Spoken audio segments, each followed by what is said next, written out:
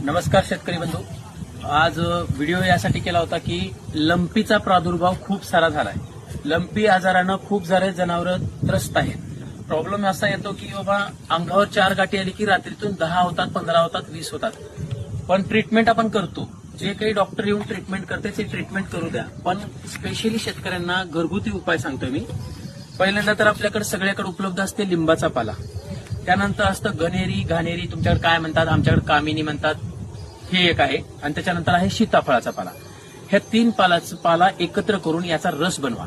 आणि याचा रस बनवल्यानंतर जिथं जिथं गाठी आलेत त्या गाठी तुम्ही गाठीवर ह्याचा रस लावा. म्हणजे ते गाठी मऊ पण पडतील आणि बाहेर परजीवी बसणार नाहीत. आणि सगळ्यात महत्वाचं गोचिड, गोमाशी, वाल, इका, पिसा जे काही परजीवी असतात त्याच्यापासून हा आजार वाढतो. म्हणून जर कातडच जर कडू पडलं तर त्याच्यावर कीटक बसणार नाहीत, म्हणजे परजीवी बसणार नाहीत. यामुळे तुम्हाला एक लक्षात घ्यायचंय, ह्या 3चं मिश्रण करून तुम्ही त्याचा रस सगळ्या बॉडीला लावू शकता.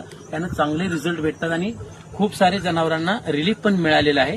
आणि तुम्ही का डॉक्टर येऊ द्या, विषय तो नाहीये. डॉक्टर आल्यानंतर त्याची काय ट्रीटमेंट असेल करू द्या. कमी आहे तोपर्यंत दाखवलेलं बरं. जास्त